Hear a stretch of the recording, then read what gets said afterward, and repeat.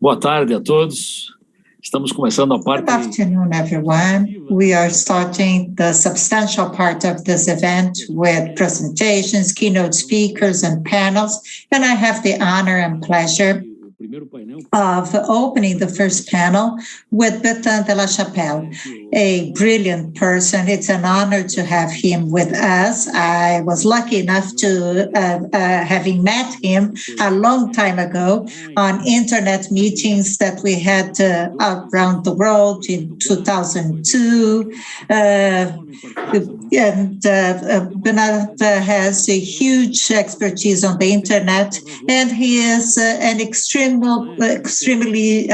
reasonable person in this area, the internet, which is not common. The internet is so diverse. It's such a patchwork that it's very hard to find someone that is balanced and that shows a feasible way for us to get to on the other side. So we live in a world of fraud, attacks to data, and sometimes we lose track of wisdom and a balanced way that will take us to a safer, fairer internet for everyone. So Bertrand is a person that has huge background. If I'm not mistaken, he started with engineering in France, and then he worked in humanities. He was ambassador in France, and he has huge experience. And he is the mentor of the Internet Jurisdiction, which is an agency that is multi-sector. And talking about multi-sector, I remember of an interview that he gave in 2013 Plague, and he talked about multi-sectoralism was a disruption as important as the universal vote that was brought to communities. Everybody has to vote to find their representatives. And on internet, everybody has to have a say of where we are leading internet to.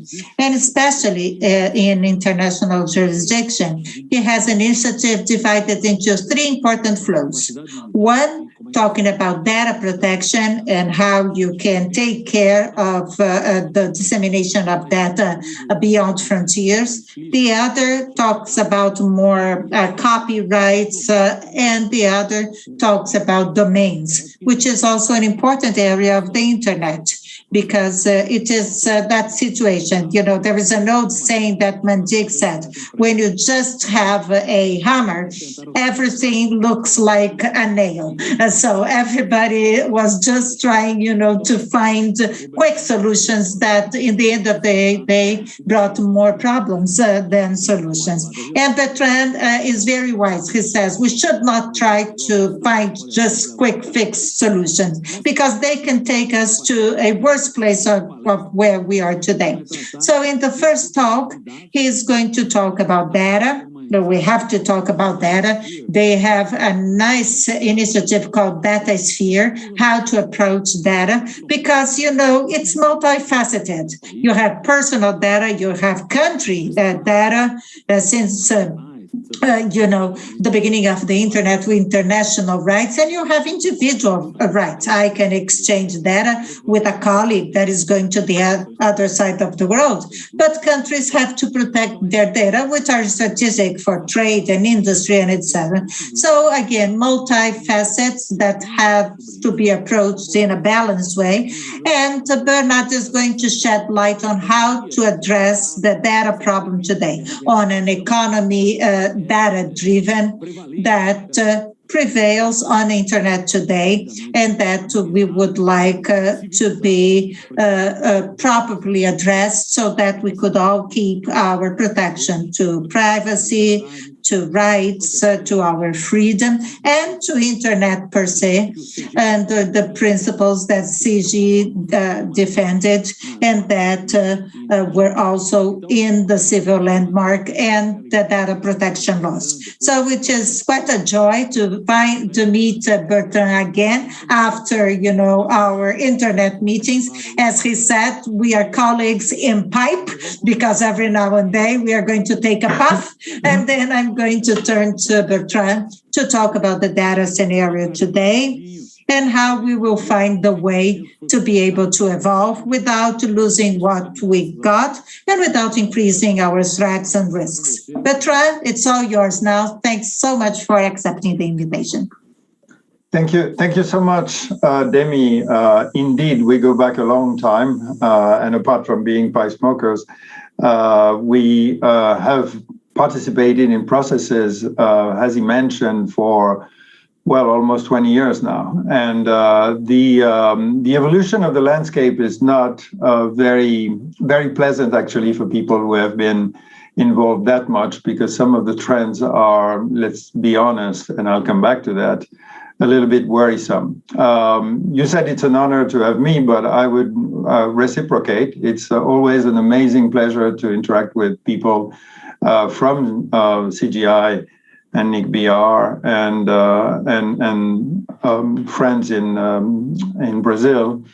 And I tremendously respect the work that is being done there. And I hope that I will basically abide by the presentation that he kindly made regarding my desire to be balanced and to portray the different perspective. The Internet and Jurisdiction Policy Network is something that I created in 2012 with the aim and from the starting point of considering that you cannot address issues that are transnational without having all the different actors that are concerned by the issue around the same table. So what we're going to talk about today is specifically about the question of data, and I want to start basically with a rapid run through the main messages that were in the report that we produced in April of this year, and also to give a glimpse of what we are trying to do at the moment with this data sphere initiative to try to provide a different conceptual framework to how we address the question of data across borders. So I will share my screen, and I hope everything works properly, but it should be the case. Let me do this. Does everybody see it properly? Okay, so that's wonderful. So basically, the idea that we're starting from in the title of this presentation is we need to talk about data, which basically is about the report that I mentioned that we launched in April of this year. It was actually supported and made possible by a grant from the German Ministry of Economy and Energy.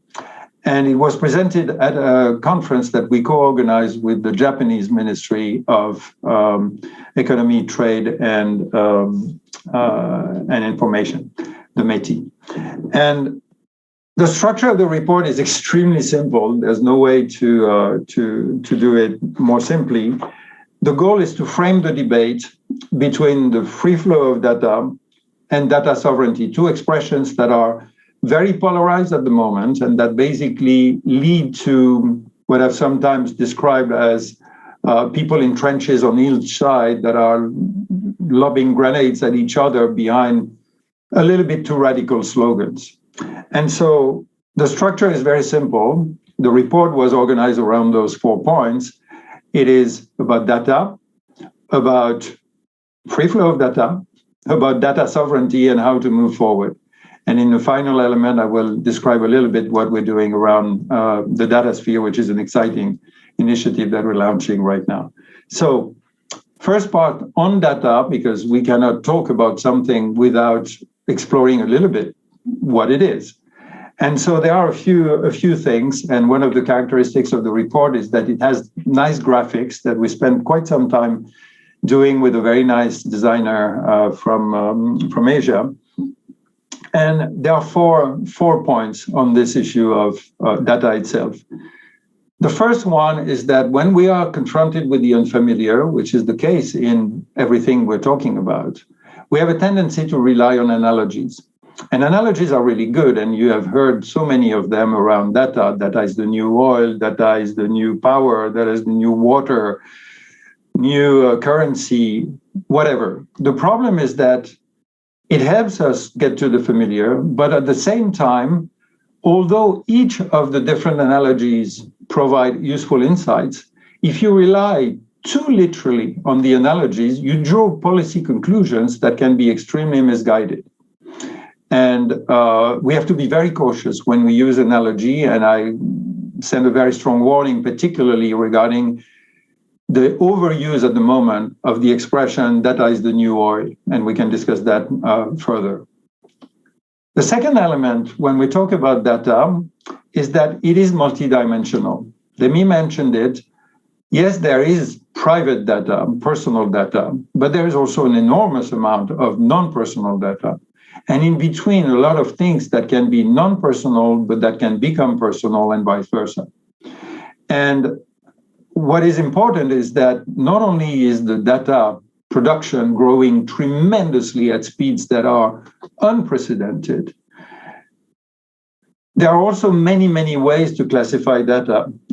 It can be by the sector that they come from. It can be of the nature of the data, whether it is numerical data, semantic data. And actually, the classification boundaries, as I said, are quite blurry and overlapping. And the most important element is the notion of value chains, because data goes from completely raw data to very sophisticatedly analyzed data for decision making, and in between so many steps where it is used and reused by different actors. So the importance of value chains and complex value chains is very important. The next thing is that we're not familiar with the way data functions. It is different from goods and services because it is a non-finite resource. It constantly grows. It is durable, and it is strangely non-rivalrous, which means that my use of the data doesn't prevent somebody else to use it. But at the same time, it is excludable, which is in the category of goods and services, is a very strange category because you can impose restrictions on the access or the reuse of data. There are many ways to generate value in the data-driven economy, and the data that is valuable for somebody may be without particular value to somebody else. And in that regard, the fact that the value chains of data are non-linear is extremely important. Like, you can have very strong bumps of value that can be brought to the use of data by a minor change, because you just have one additional piece of information that makes sense of data that otherwise would be gibberish. Typical example is you can have something that is encrypted. If you don't have the key, you cannot do anything about this data set.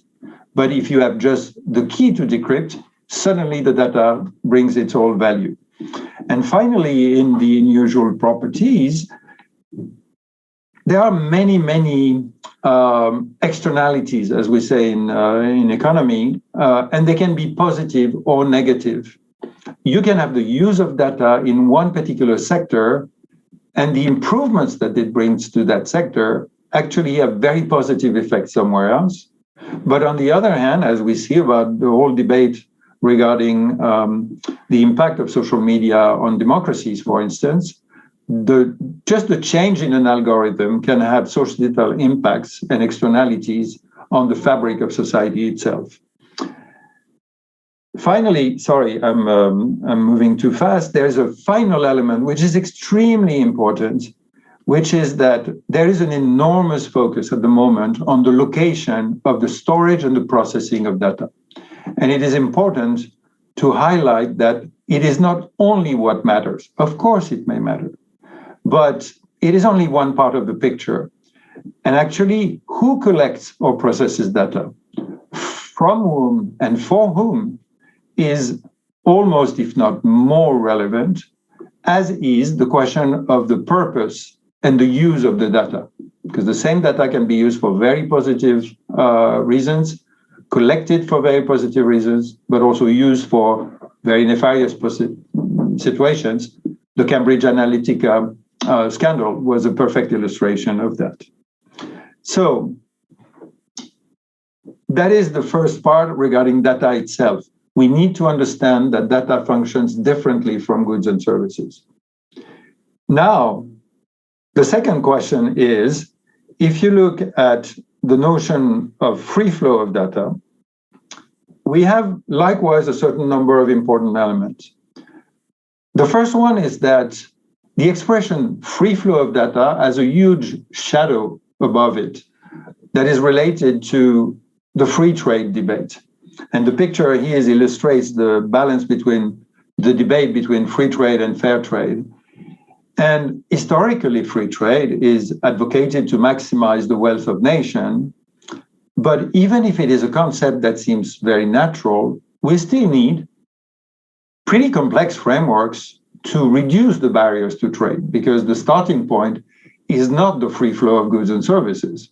The starting point is actually a lot of barriers to trade.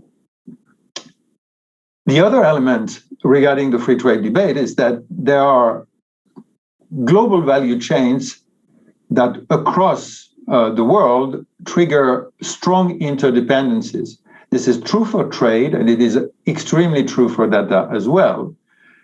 But the problem is that because of a certain number of socioeconomic dynamics and the unbalances that the society has witnessed in the environment of trade, there is a sort of backlash against free trade at the moment regarding how fair it is, what inequalities it brings. And this is the shadow that is above the debate around the notion of the free flow of data. The second thing is that the topic of free flow of data is very high on the global policy agendas. I don't get into the details, but we need to think about one important element, which is that the free flow of data is the technical default on the internet. Unlike for trade and goods and services that cross borders physically, data by nature has been flowing on the internet because the infrastructure of the internet itself is ageographic. And we have at the moment in the international fora very intense policy debates about free flow of data. It is difficult to integrate this strange new resource in traditional trade negotiations because, as I said before, data functions differently from goods and services. And there's also a very big challenge, which is it is extremely difficult to measure the flows of value. We already do not have good metrics for the flow of data itself, but measuring the flow of value is extremely difficult, and everybody's struggling with this, even if some organizations, such as the OECD, for instance, are trying to work on this.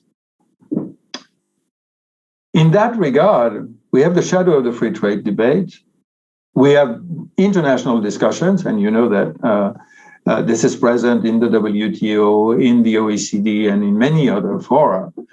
There are real concerns that have emerged about our data society. And they actually overlap the three dimensions that we mention here: economy, human rights, and security. The fact is that the interdependence issue is even faster on data than it is on goods and services. And this has raised a certain number of issues regarding security concerns, attacks, and overuse of data, data leaks, etc. But there are also economic concerns regarding the imbalance between different countries or within countries, between different categories of the population, and the fact that a certain number of companies have achieved an enormously massive influence in the world and in the global economy is raising concerns regarding antitrust, monopoly positions, imbalances, and the capacity of specific countries to affirm their labor market and so on. But there are also human rights. and broader societal concerns. Human rights, one of them is the right to privacy, and we are here in a session that is connected to the question of privacy. But there are also broader social and societal concerns regarding the evolution of our societies, our democracies, and the violence, hate speech, etc. And I would add a final point regarding the concerns, which once again are legitimate and have to be taken into account, is that the speed of adaptation is much faster than whatever we experienced in the transition to the Industrial Revolution.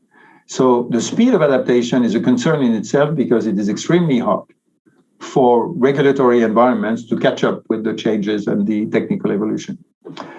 And the final element regarding the free flow of data issue is that trust is a fundamental issue. And we need at the same time to preserve the default of the free transit at the technical layer, but at the same time building trust and responsibility about users and misuses. And this is difficult because we don't have a lot of spaces where this can be discussed easily. And I would say that when we say cross-border, we're talking not only about the political borders, but we're also talking about what could be labeled as virtual borders between companies, for instance, or between the spaces of a very large cloud providers or social media platforms, for instance. So the whole debate about free flow of data has given birth to an expression that Japan has pushed, particularly on the agenda of the G7 and the G20, which is the notion of free flow of data with trust. If we go to the next topic, which is data sovereignty, there we have a certain number of problems. Because without belaboring too much, there are concrete challenges to the notion that sovereignty is based fundamentally on the territory. This is the traditional understanding of sovereignty historically. It is also the foundational principle of our international system. It's a community of separate nation states with jurisdiction over their own territory, and the principle of non-interference. But at the same time, we have different variations, and there are real challenges that are brought by the digital age.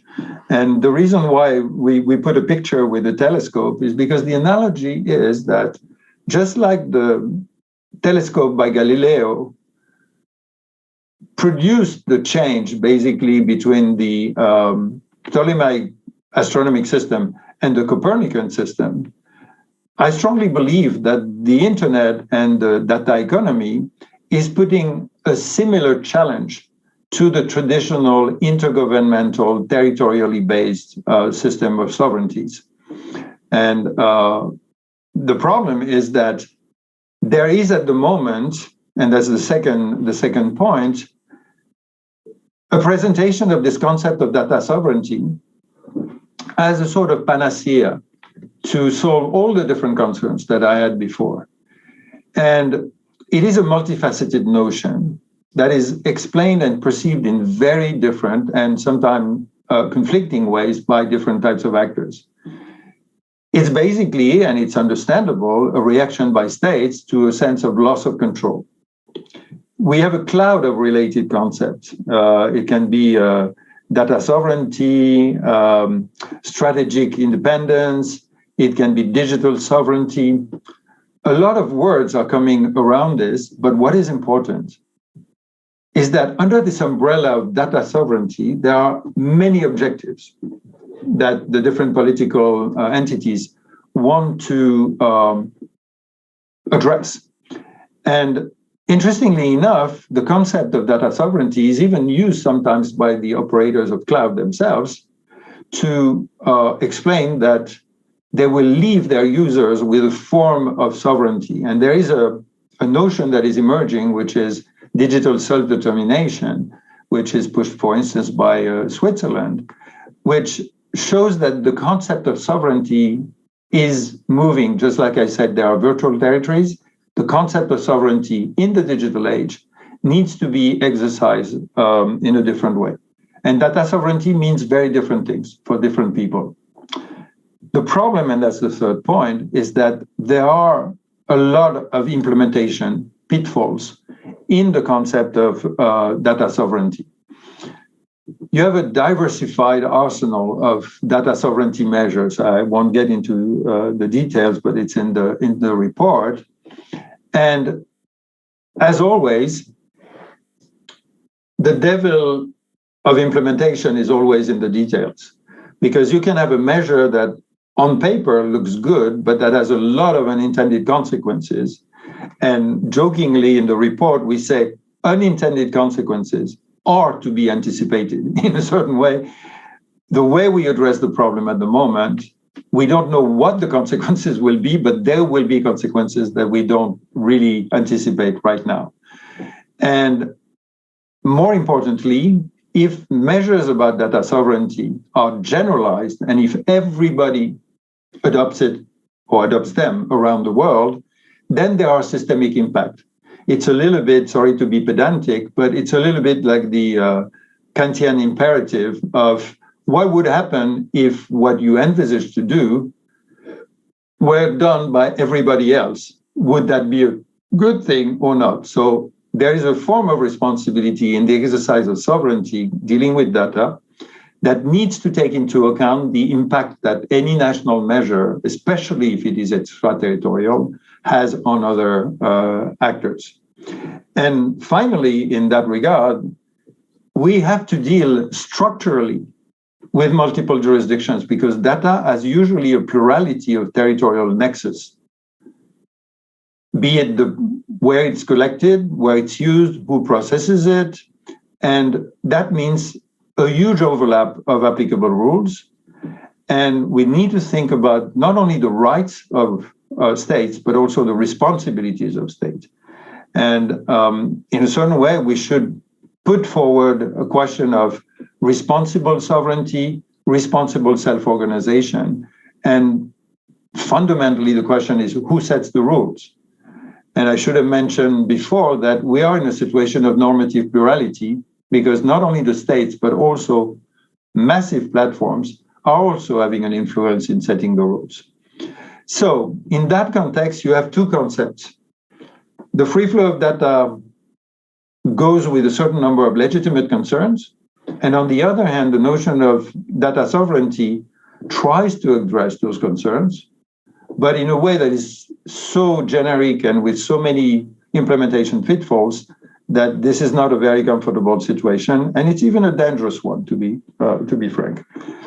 So in line with what Demi was saying, there is an element of going beyond the dichotomy and moving forward. So we need a few things, and that was the core final message of the report. We need a multi-stakeholder debate with all the voices that is global, but that is most importantly across silos.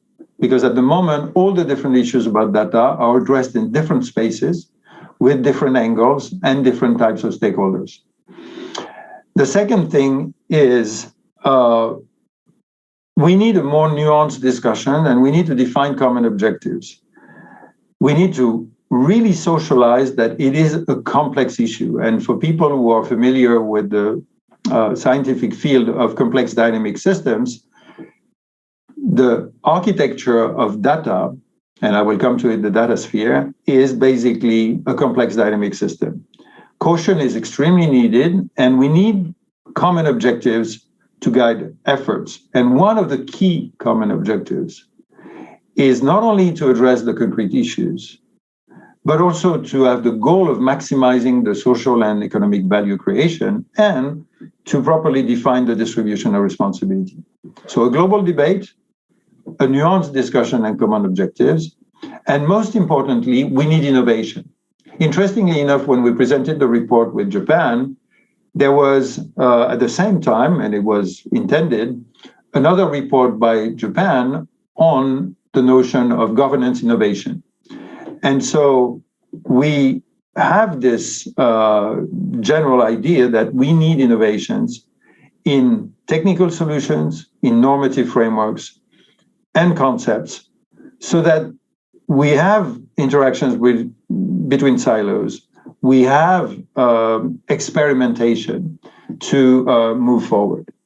And so in this regard, I want to finish with an introduction of this notion that emerged while we were doing the report, which is the notion of the data sphere. And so the concept of the data sphere and the approach that we're trying to put forward is very simple. One, as written here, the trajectory of our data-driven societies is worrisome.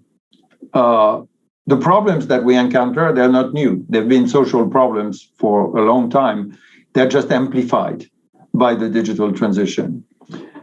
And we have a lot of uncoordinated actions and approaches that make the problem worse and increase the tensions. The second element is this sense of loss of control in the trajectory of our societies can only be addressed if we have a higher purpose or a higher level objective. And we believe that this higher objective is well-being for all in terms of maximizing the social and economic value creation and its equitable distribution with an appropriate space for discussing this. And the way to do this is, we believe, to address the fact that the territorial approach has limits. And I was mentioning something in an audition for a commission that has been set up in France. The bottom line is the states that focus exclusively on the territorial or territory-determined dimension of their sovereignty will not have the capacity to exercise it fully. And we need a new perspective. We need a new conceptual framework, and we believe that the data sphere, like the entire collection of data and the interactions with people, will provide it. So the bottom line is that how we will govern the data sphere is absolutely essential for the future of our societies in the 21st century. It is one of the core elements because we need it to address almost any problem, including the SDGs, including climate change, and including the creation of value and both social and economic. And so this is why we're creating and incubating at the moment inside Internet and Jurisdiction a data sphere initiative. And the goal is to focus on governance frameworks so that they are inclusive, agile, and scalable to bring a data sphere that fosters trust, prosperity, sustainability, and well-being for all. I think it's a final element, and here are the three key objectives. But what is important is that it is a holistic, it's a systemic approach, and most importantly, we believe that it is a positive approach that we need today, because we need to have something that is an ambition, not something that is just trying to look backwards and address the problems that are emerging one after the other. And this ambition is well-being for all. And the three activities are basically organizing this global dialogue, raising awareness by careful sectoral studies and thematic analysis, but most importantly, enable the exploration of not only policy, but also institutional innovations. And the end result is that we hope, after the incubation period, to launch formally a self-standing structure around the Data Sphere Initiative. And I couldn't resist at the end to put the two quotes, one that is well known from Kofi Annan, that dates back to 2004, that basically says we need to be as inventive or as innovative as the people who invented the internet to organize its governance. And by the way, Windsurf in one of our conferences said that organizing the coexistence of different legislations on the digital space is more complex than inventing the internet itself. But the final quote is one that I really deeply relate to, which is a core goal of public policy, should be to facilitate the development of institutions that bring out the best in human. This is from Nobel Prize winner in economics, Elinor Ostrom. And for the anecdote, it was on the wall of one of the rooms in which we held the third global conference of the Internet and Jurisdiction Policy Network in Berlin in 2019.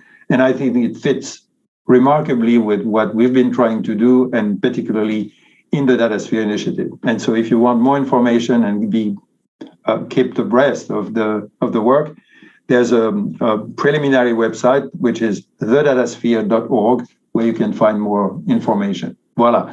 I've been significantly longer than what I was allotted, but it was a lot to cover, and I hope that it was fulfilling the goal that Demi had put forward.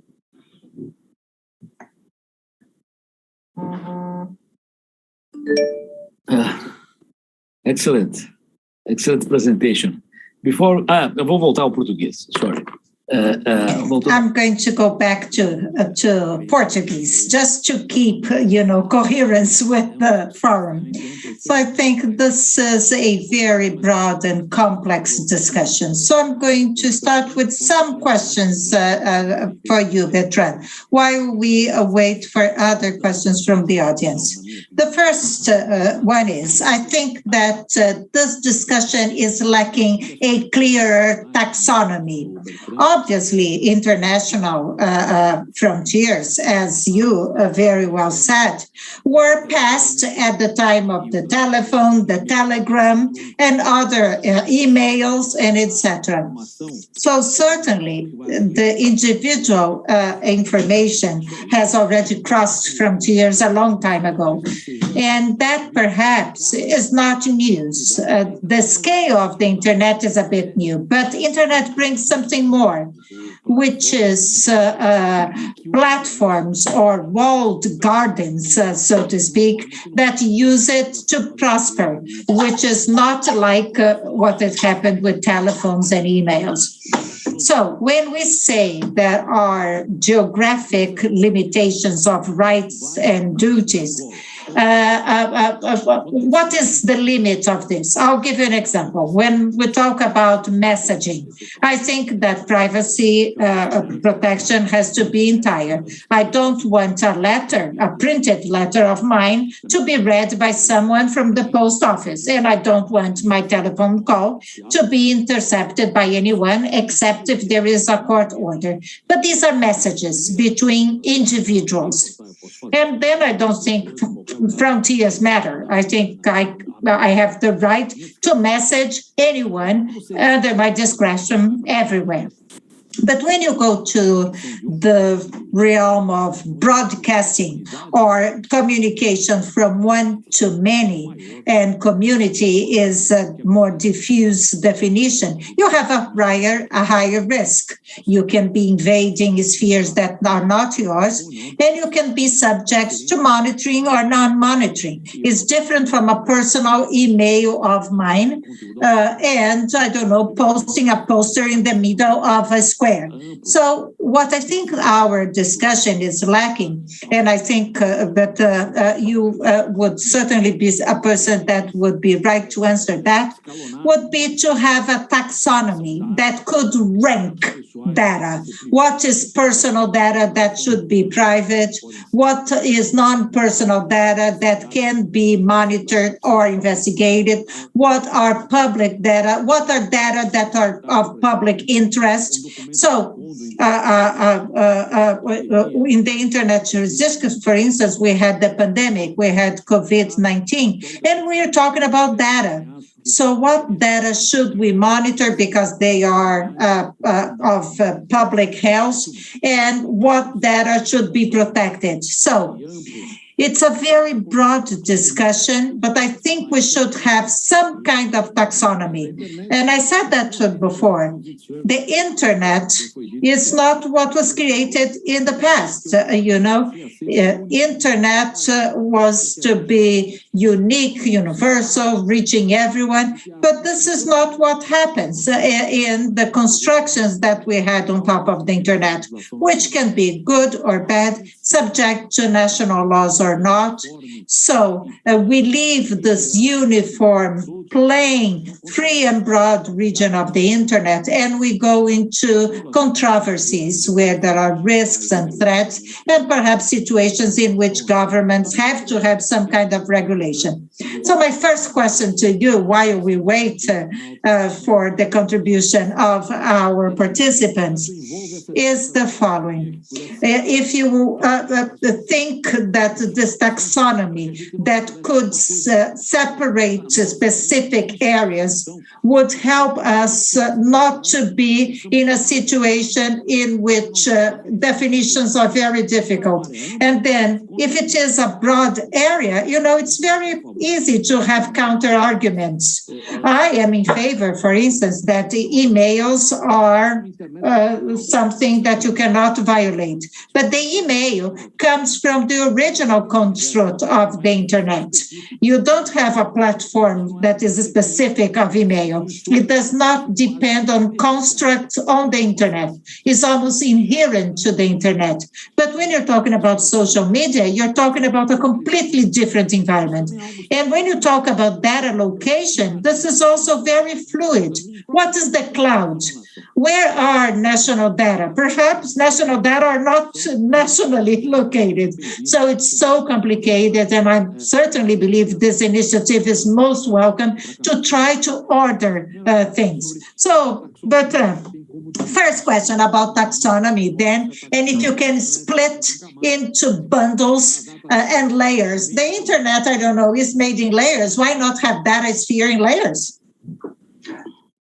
I like the question very much, and it's funny you mentioned this because I remember in one of the first IGFs, somebody who worked at Cisco at the time called Art Rayleigh, was a good friend, told me something that has always stayed with me, which is the first basis for any discussion is to have a common vernacular. If people don't understand what they say when they use a particular word, there's a huge amount of misunderstanding. So I completely agree. What is very interesting with the notion of data is when you say data, people are visualizing things that are completely different. For some people, it's the zeros and ones in the packet. And this is very neutral. I mean, this is flowing and it is indiscriminate in a certain way. And you have a whole chain, a value chain, as I was mentioning, that you can aggregate this data. We have raw data, it can be aggregated, it can be analyzed. Then you get information, then you get knowledge, then you get even decision-making support, etc. And so, as I mentioned at the beginning, data is multidimensional. And one of the challenges of taxonomy, in addition to metrics that I mentioned, is that the frontiers are overlapping. So even the simple distinction between personal and non-personal data, as I mentioned, is more fuzzy. And for anyone who likes mathematics, fuzzy logic is much more adapted to this discussion than anything else. Again, at the risk of being pedantic, there's a word and a concept that I am extremely fond of to describe the complexity of the interactions, which is the notion of a hypergraph. I don't get into details now, but the problem is that one particular data set has numerous dimensions in terms of what is the nature of the data set. Is it a bunch of videos? Is it text? Is it spreadsheet? Whatever. But you have also, where does it come from? What is the operator that is using it? Does it have a license that is attached to it, etc.? And so in the idea of a taxonomy, it is probably more looking at the multiple dimensions of data rather than trying to make categories that are separate. And as a matter of fact, there is a similarity with what I was saying about jurisdiction. The current structure of the world is not just the nation state. It's an oversimplification. It's a one-dimensional projection of the complexity of human relations. And the structure of humanity is itself a hypergraph where everybody belongs to multiple stakeholderships. We are citizens, but we have a gender, we have an age range, we have a field of interest, we have using one particular tool or another. And all those dimensions are something that is extremely difficult for the policy-making system that we have today to grapple with. So taxonomy, yes, but in the direction of probably identifying what are the relevant dimensions of data. And as I said before, location is a very fuzzy question because of technologies such as sharding, where a given operator is actually distributing pieces of data all around the world to serve their users better, balance the load, increase resilience, etc. So the location of data is one of the criteria that people naturally think of when they say things like some political actors. The data of my citizens need to be stored and processed in my country. That is a reductionist approach because the value can be exported at the same time. It can be processed there, but the value is created elsewhere. And sometimes for reasons of security, countries that do not have the infrastructure need to be able to access infrastructure that is located somewhere else. This is why it is so important that we keep the flow with the modicum of trust. I want to do another quick element, which is, you mentioned at the beginning the question of scale and the comparison with the telegraph and the telephone. What is very interesting and probably specific to the era that we live in is the telephone and the telegraph were initially point-to-point things. And the information that was circulated was not stored and retrievable afterwards. And it was not duplicable. And it was not an infrastructure that was actually underpinning absolutely every single activity. We were using, everybody progressively used the telephone, but in the space of 20 years, our data-driven society are absolutely dependent on the use of data because the data sphere actually underpins and reflects increasingly most of the human activities. And one of the challenges is that when we talk about privacy, but it can come in many flavors, the question is, how much do we use the analogies of the analog world to transpose what you said about the letters and the protection of the private messages? But what is new in there? And interestingly enough, you describe the two ends of the spectrum, like broadcast, traditional media, television, or newspapers, which is basically an editorial responsibility, and the private messaging that is closer to the letters. But the whole environment of social media is a new type of thing that is in between, hence the whole problem of content moderation. And the enormous amount of applications of non-personal industrial data is enormous because there are questions regarding agricultural data. Who should benefit from the data that is being collected by tractors, for instance? Is it John Deere or is it also the person who is in the field? What do you do with data that is collected in an autonomous vehicle, in a car? Where is it stored? How can it be used also for smart cities to improve the traffic and so on?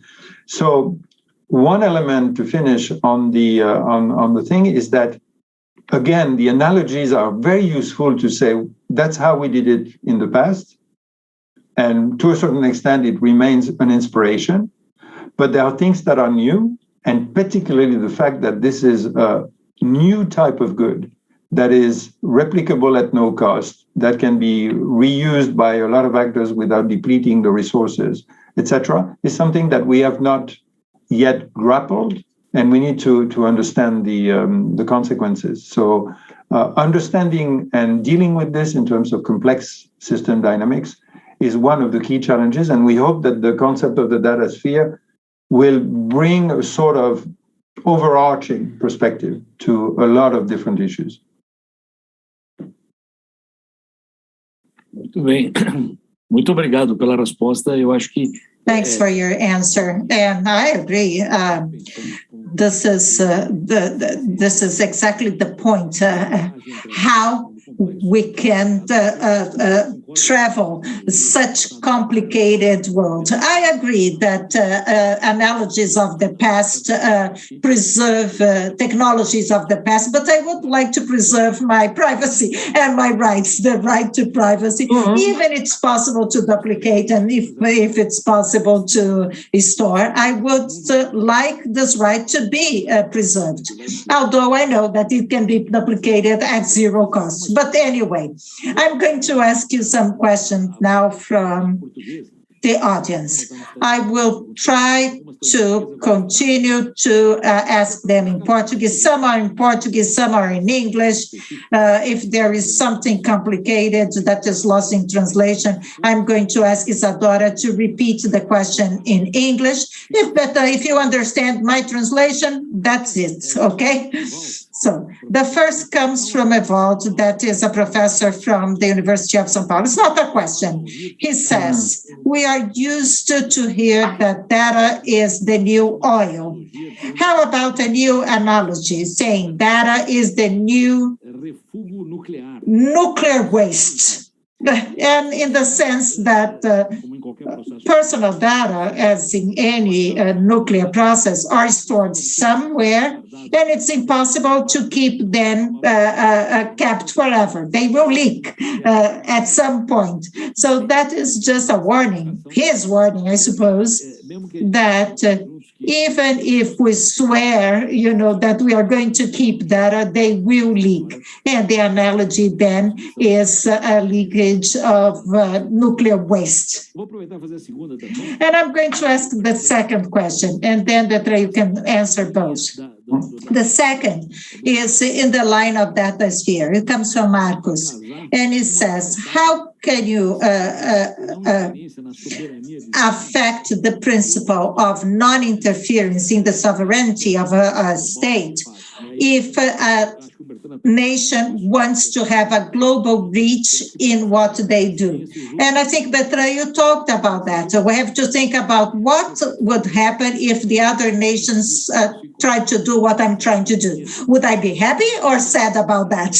And I would add a comment of mine, and I would like you to comment on that. When I talked about, the reach of national sovereignty, I believe that the citizens of a country are subject to the rights and duties of the rights and obligations of a country. For instance, in Brazil, gaming is forbidden. So if you start, betting, it is a problem.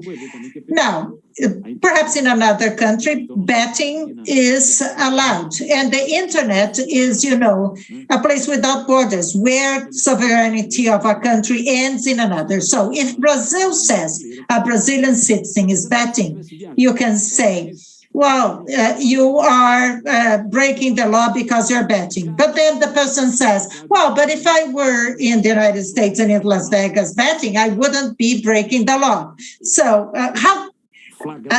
what are the limits of national sovereignty on the internet? Just illustrating what Bertrand was talking about, the difficulty of defining sovereignty. So 2 questions and comments for you to, and whatever else you want to add. Yeah, thank you. I saw the comments. I will not belabor too much on the data is the new nuclear waste. It is a perfect other illustration of what I was saying about the analogies. It's an additional one that I had not heard about. And like all the others, it has its useful insights and the limits also of transposition, because it's not only that. And to give you a funny example, we even found an article that mentioned, and the title was "Data is the New Avocado." And I was thinking, what do you mean by the new avocado? And the explanation was that it may have a shelf life, that sometimes the data has an expiration date where it's not relevant anymore afterwards. So what is interesting in all those analogies, as long as we don't stick with them too much, is that it is a way to look at it. And I don't exclude that in the course of the work we do for the data sphere, we try to make a sort of compendium of all those things and look at what are the different dimensions and learnings that we have. But thanks for sharing it. The second question is, of course, a very important one. And the argument that I was making and that I really deeply believe in is that the international architecture is based on this principle of non-interference, because in most of the times in the past, the number of cross-border interactions was actually relatively limited. You had goods and services, and you handled this by trade. You had personal travel, and people were basically not traveling that much abroad. In our deeply interconnected societies, an architecture that is intended to address problems by separating the sovereignties and dealing exclusively with the territorial dimension of jurisdiction is very badly adapted to something where we have to manage common spaces and cooperation. And the reality is that the notion of non-interference has to be refined because, to a large extent, there are many situations where it is necessary to develop national laws with some degree of extraterritorial impact or dimension. Because, for instance, if you want something that is applicable to a provider that is providing services in your country but doesn't have its headquarters nor any personnel in your country, the traditional system of international law doesn't give you, as a government, any power to have influence. Now, that doesn't mean that you will impose on all the citizens of another country your own laws. But sometimes it may lead to that. There is a very interesting question that we've been addressing, but of course not solved, which is the following. If you are a video sharing platform that is based in France, where there are special legislation, perfectly justified because of the history of France, that says denial of Holocaust is a criminal offense in France. Does that mean that a platform that is based in France, for instance, Dailymotion, which is a real platform that exists for video sharing, does that mean that no international user can post on a platform that is based in France something that is contrary to the French law? An American could use this platform and basically post something that is perfectly legal in the US, but that would be criminal in France. Is the fact that this is a French platform meaning that nobody in the world should use this? In other words, if you have a social media platform that is based in Saudi Arabia, can it go global and impose Saudi Arabia law to anybody that is using this platform? Probably not. On the other hand, it is normal that this content that may be legal somewhere else is filtered by that platform in the territory of France where it is illegal.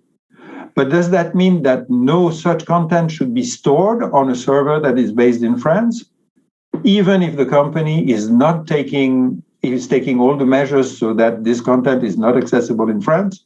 That's a very interesting question. So extraterritoriality, as we saw for the GDPR, for instance, doesn't impose the rules of data protection of France or Europe upon Brazilians or others, but imposes it on any platform or operator that would be in Brazil that deals with European data. And little by little, if platforms want to harmonize the way they treat this information, they have a tendency to align to one common standard. And the hope of the European Union is that the privacy protection that they've set up will actually spread to a certain extent. And some platforms have adopted this position. So finishing on the question of non-interference, as I mentioned in the presentation, I strongly believe in the notion of responsible exercise of sovereignty.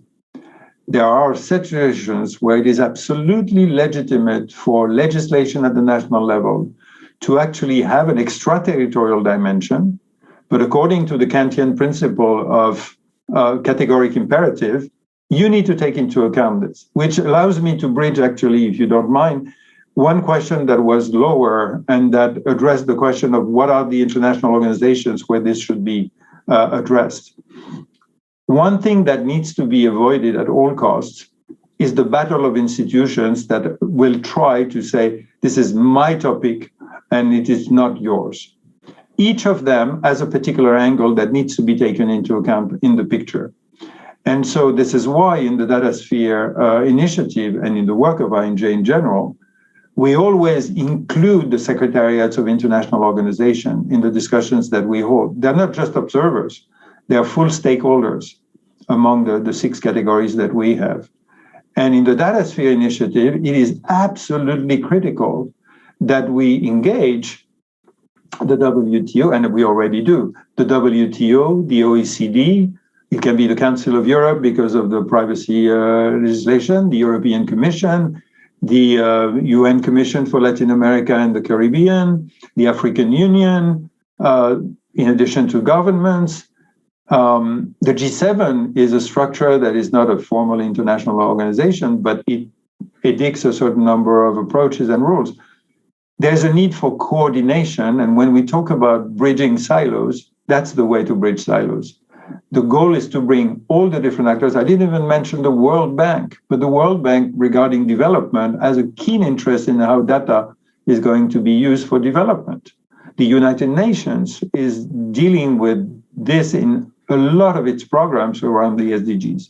So the key answer is any relevant international organization should be part of the debate, just like the debate should be open also to the different regions that at the moment are more on the receiving end of the legislations and regulations that are adopted in the global north.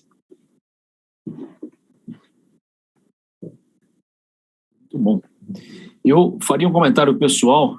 I would like to make a personal comment regarding everything you have said about the institutions that may be a headquarter for such a discussion. And I'd like to make an analogy with IGF, which is a very rich forum for the discussion. And IGF is not responsible to drive decisions, rather just may guide or enlight some further decisions to be made, or such as to generate standards over the internet, such as the telco decisions that are decided by ITU, or how IETF or IBU or ICG had driven the internet standards, thanks to some annual meetings where they discuss about those standards and norms. Now I'd like to ask you if that is a multi-sectorial approach with several players, and we know that the academia, the civil society, governmental agencies, they all have a lot to say. We have different stakeholders, but I am quite afraid just to centralize that discussion within the governmental agencies, because then we would be lacking of those other stakeholders, such as the civil society, the academia. And could you elaborate a little bit more so you could address the internet jurisdiction role as a main focal point of that discussion, and maybe some other discussion aspects that would encompass multi-governmental aspects? And in some cases, we have national legislations, and in Europe, in the UK, or in Germany, in the attempt to advocate for those subjects in terms of hate speech or other attitudes that would require from providers or others some negative consequences, such as to decrease the level of freedom available over the network, that may be quite dangerous, and we should be cautious.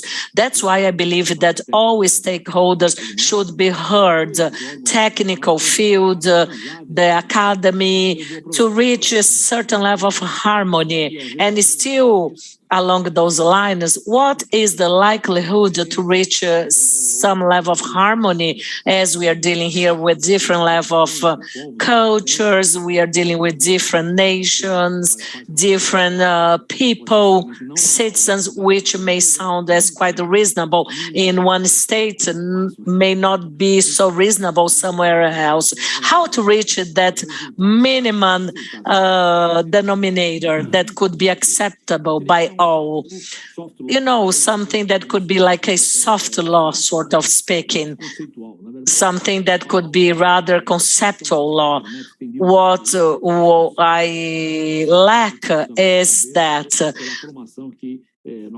considering our prior background that has been widely discussed, but we lack of that in terms of a general consensus, in terms of what is correct, what is appropriated, what is fair, although I understand that is quite difficult to be defined from a cultural perspective.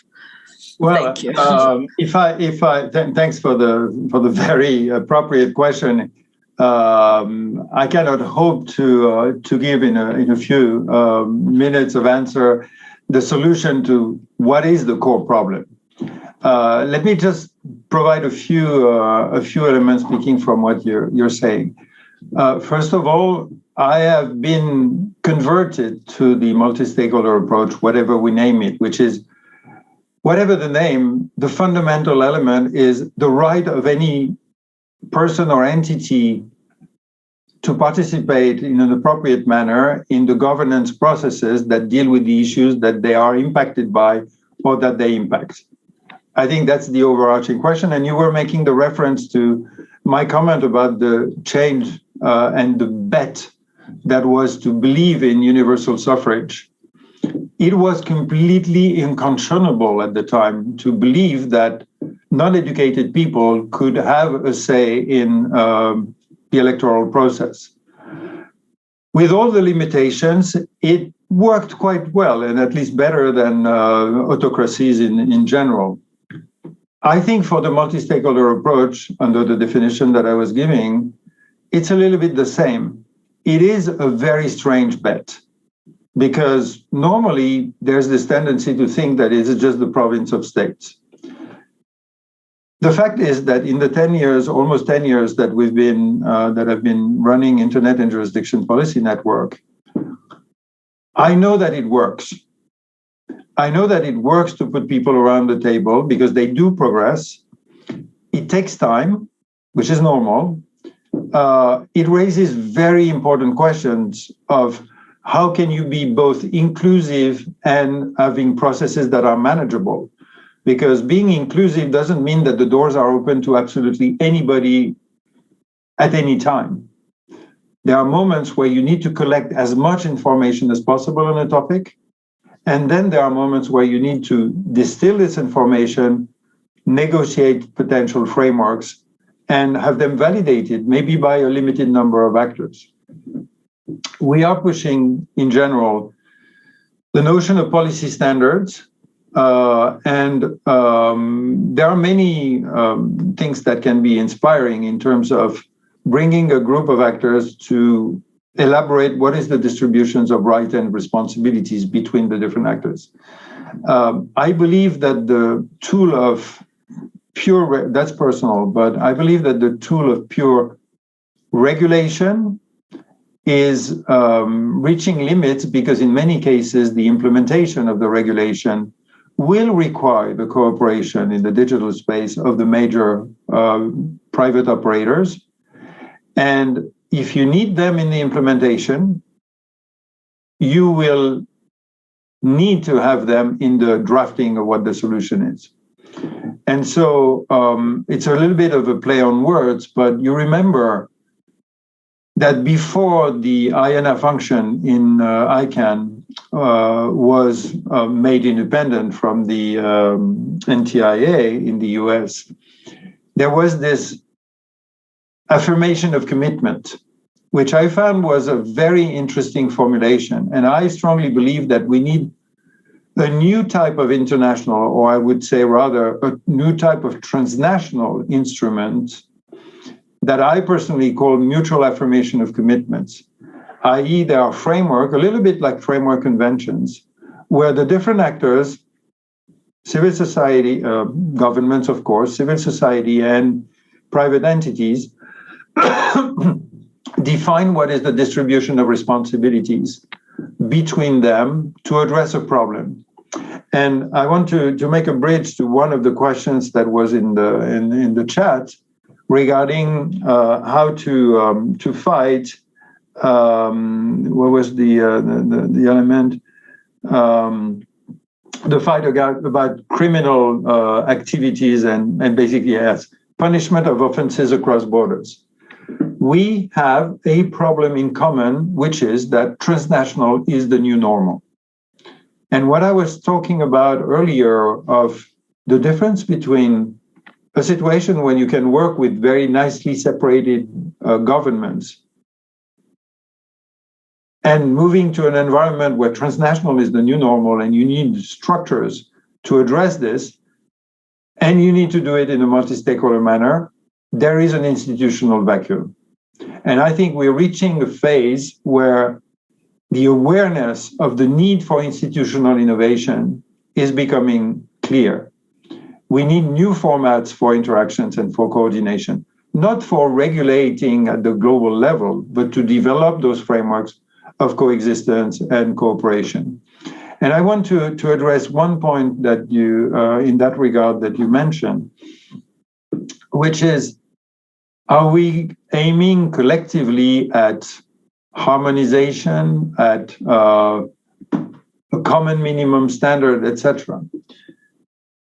I don't believe we will, I don't believe we should, and I don't even believe we can. The answer for us, and I've been pushing this notion for several years now, is the notion of interoperability between governance systems. So let me explain just briefly. If you look at the internet, you have a collection of completely heterogeneous networks, and they are bound together in an interoperable manner through a protocol, which is the TCP/IP. And that produces the internet. The World Wide Web is the same. You have a collection of heterogeneous databases. I don't care if it is on Oracle, MySQL, or whatever. But you have a common protocol that basically says, as long as you respect the HTML, HTTP protocol, you can connect in an interoperable manner your heterogeneous databases, and then it becomes the World Wide Web. When you look at the landscape of governance, we have a collection of heterogeneous governance systems. Any human group that exists has its own governance. For the states, it can be a republic, a monarchy, a very traditional other structure, but any other group has its own rules. Any association has its own internal rules. Any company on the internet has its own terms of service. Any football club has its own internal rules. All these things are governance structures. These governance structures are heterogeneous, and what we need is to develop the governance protocols that will allow a level of interoperability between those actors, not by harmonizing their norms and their rules, but by respecting a minimum of rules of interaction. And to answer the question of how to produce cooperation in addressing offenses internationally, you know that the three programs that we're running, one is about access to electronic evidence in criminal investigations across border. The other one is about content moderation across border. And the third one is about how to address DNS abuse. Each of the three is actually addressing one single common question, which is, how do we cooperate across borders between public and private actors to prevent, address, and remediate abuse? And this can only be done if we have rules of coordination and rules of communication. What is the format for request for access to electronic evidence? How do you notify that a content is illegal? What is the geographic scope that you want this content to be removed? How do you address phishing? How do you address malware? All those issues require that we think in terms of interoperability between governance frameworks, and not only between states. It needs to be between states, but also between states and other actors in this notion of mutual affirmation of commitments. Muito bom. Eu vou voltar a uma pergunta que você já respondeu. I will go back to a question which has already been answered by you and maybe link to another question that has been addressed. In which institutions would that be better dealt? And let me reinforce. Where would you say that this discussion is more critical? I mean, in which international organizational agency that we know so far is this topic more related to the daily agenda? Maybe in the OECD or maybe in the UN, where would you say that this would be better dealt? And there is maybe another question that I will ask you later after you answer this first one. Thank you. I can only reiterate what I said, and I saw that Raquel has mentioned the question again in the chat. We need to turn. It's always the same challenge. How to turn a problem into the way to find a solution. You know, in French, we have an expression that says "faire de nécessité vertu," which is transform what is a constraint or an obligation into a virtue. And here, the necessity is that because data is multidimensional, because it touches upon trade, upon privacy, upon security, upon all economic dimensions, it is normal that existing institutions and existing actors, it's not only international organizations, but existing actors, look at the problem from one particular angle. And as we're talking about privacy, we all know that the great progress that the GDPR has represented in Europe regarding raising the standard of privacy has also unintended consequences in many security dimensions on the side, and it was not potentially taken into account sufficiently enough at the beginning. So each actor, each international organization that is looking at the problem related to data from their particular mandate is legitimate. It's normal that the WTO deals with what do we do with data in trade. It is normal that the OECD deals with what do we do with data in terms of the economic growth and innovation and so on.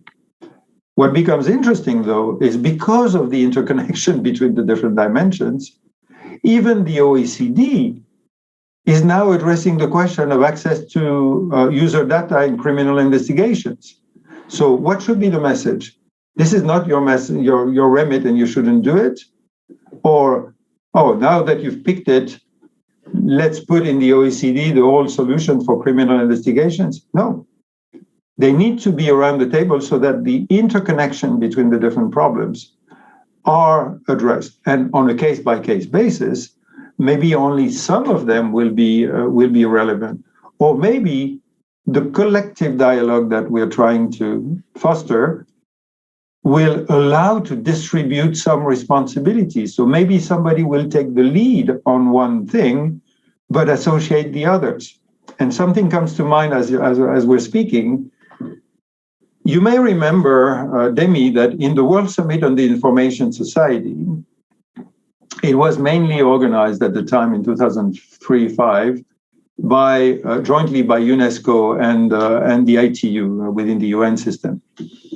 And in the UN system, there is a body that is called the Chief Executive Board, which brings together all the heads, Secretary General, Director General of the different international organizations in the UN system.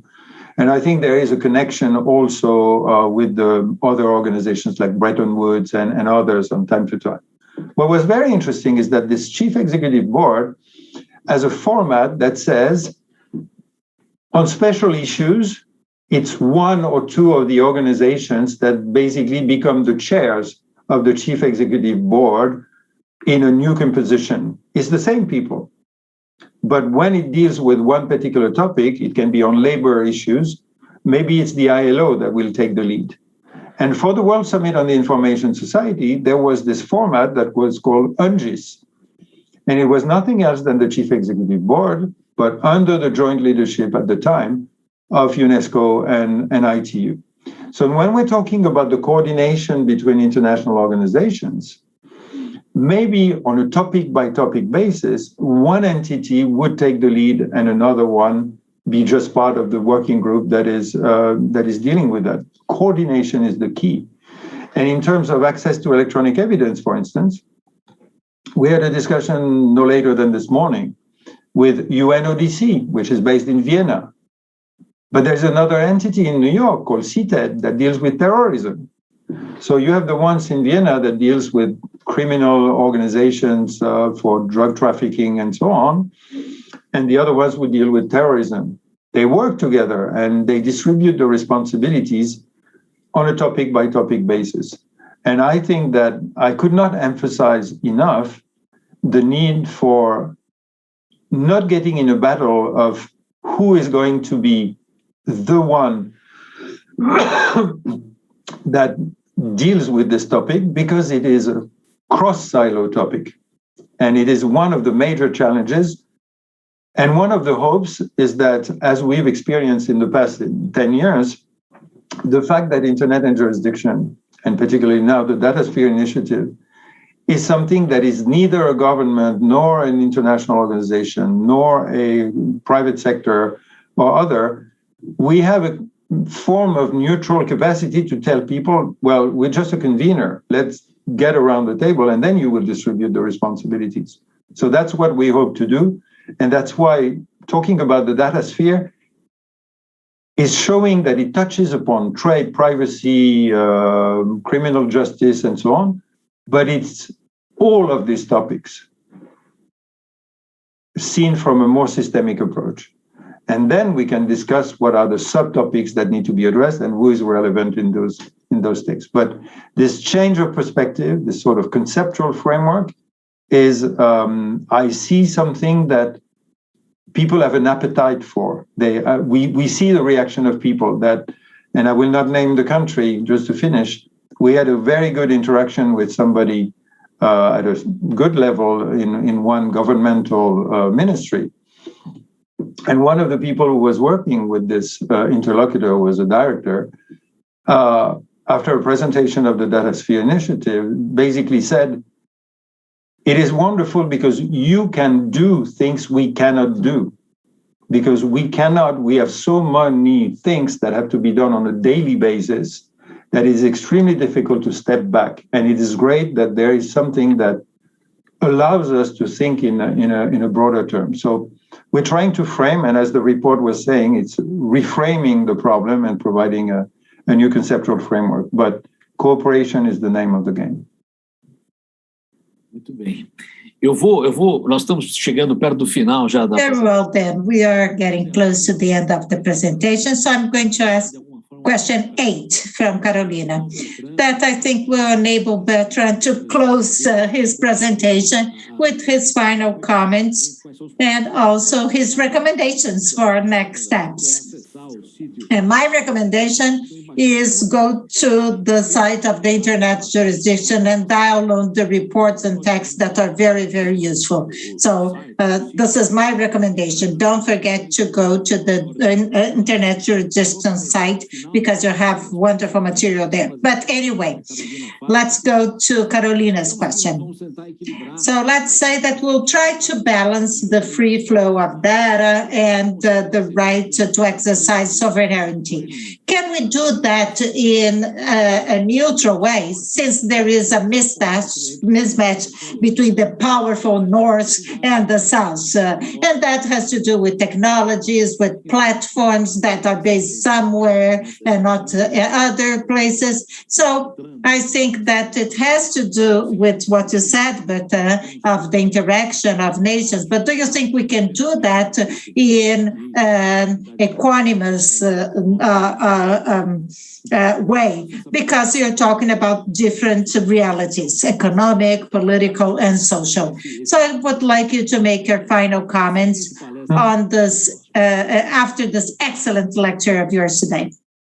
Well, it was a great opportunity to float a certain number of ideas, and this is a very good question to finish.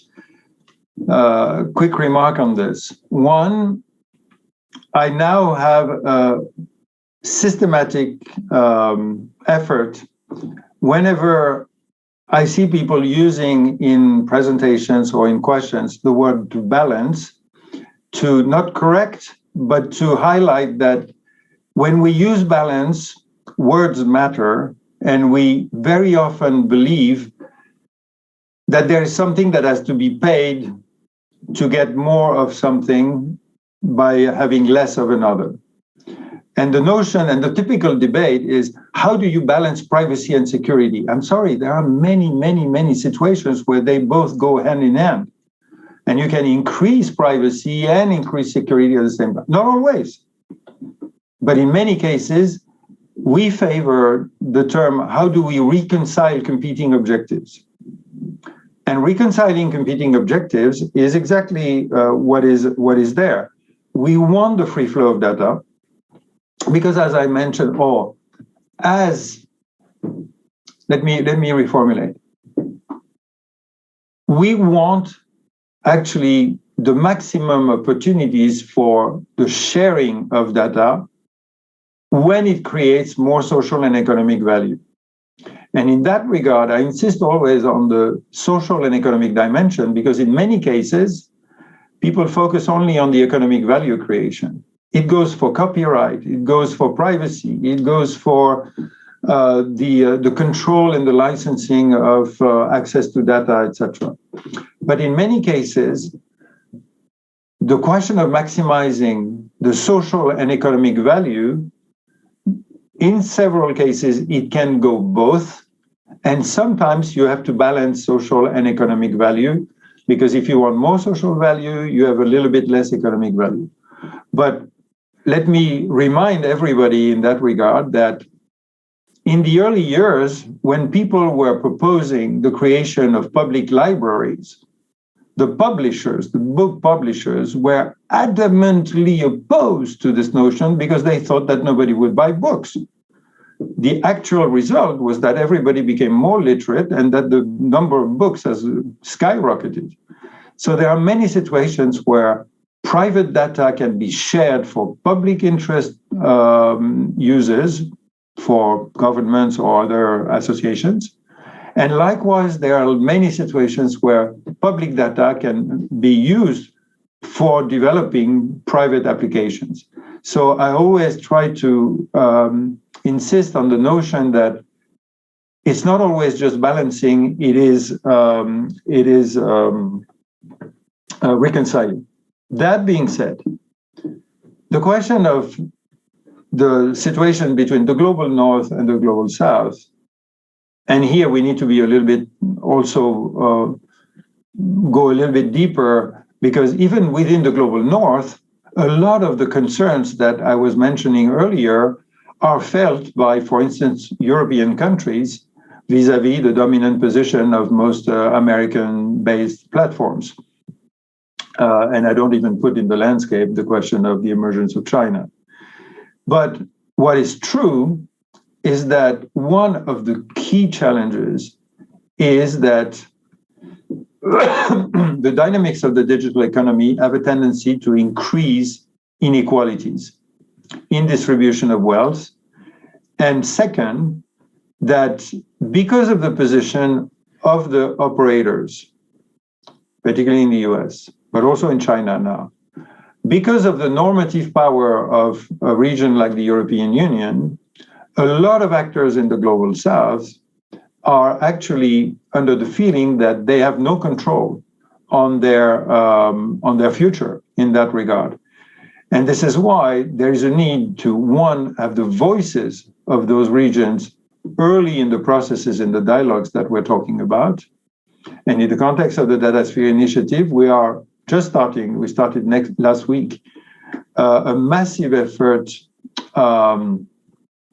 for 2 years, in the next 2 years, vis-à-vis Africa, in partnership with the Development Ministry in Germany and the African Union, to map and organize a dialogue on cross-border digital policies in Africa. And we already had, as you know, done with the United Nations Economic Commission for Latin America and the Caribbean, a similar effort 2 years ago by producing the global status, the regional status report for Latin America and the Caribbean. And it was written by Carlos Afonso, that you know well. And so including the voices of countries in the global south in the debate about what is the digital society we want is absolutely fundamental. And the question of, I wouldn't say balance, but rebalancing the inequalities that have been produced is going to be one of the key elements. And as I said before, reconciling is possible sometimes, because rebalancing the economic and social benefit so that the value that is created is more equally distributed is a great ambition that is actually going to be beneficial for all. And the sort of winner-take-all society and hyper-competitive environment that we've experienced in the early decades of this data revolution, because I'm not even talking about the internet, it's really the last 20 years that I've seen the development, having the and sorry for the interpreters, because my sentence is becoming so long that they must have lost the track in between. But rebalancing the equitable distribution of social and economic value goes hand in hand with reconciling the interest of the global south and the global north. Because this is, and that's maybe a final word, I think the key question is, what is the digital society we want to build? How equitable do we want it to be? And it is fundamentally a civilizational challenge. How do we organize the coexistence of 7 billion, probably soon 8 billion, of people across borders in common digital spaces? And that was one of the questions that we didn't have time to address. Those 7 billion people have extremely different personal, religious, political, cultural references and attachments, and are legitimate, but also political environments in their respective countries. How do you organize, and we collectively organize, the dialogue to manage the coexistence of those actors and maximize the creation of value for everyone, address the SDGs, fight climate change, but also create the economic incentives for innovation to flourish? And I would say that it is a very exciting challenge, something that, as I mentioned in the presentation, is for me much more positive and driving than just trying to patch one after the other with temporary short-term measures every single topic that is emerging. Muito bem. Eu acho que tivemos fecho brilhante e positivo. Certamente. Well, that was a great closing remarks. We have great challenges, and we have to see the great landscape in order to find the best pathway and best solutions. Thank you so much, Bertrand de la Chapelle, for being here for 1 hour and a half. So let me thank you that panel 1 will start in another link. Similarly to our autonomous framework such as the internet, the same takes place in our seminar. We have independent links, but a united seminar. So please, we will resume at around 4 p.m. And once again, thank you so much, Bertrand, for your great remarks and for being so optimistic. So we do hope that we may improve this dialogue with great respect to all diversities, respecting characteristics, cultures, without losing the digital part of everything towards a general well-being. Thank you for your participation and everybody else. I have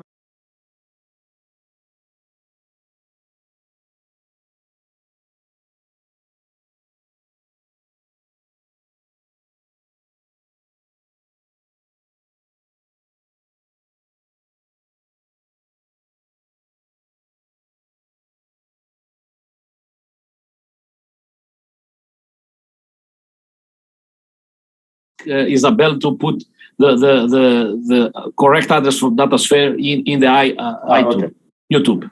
Thank you very much, Bertrand. Very good to meet you again. My pleasure. Thank you again. We'll meet soon, if possible, in person.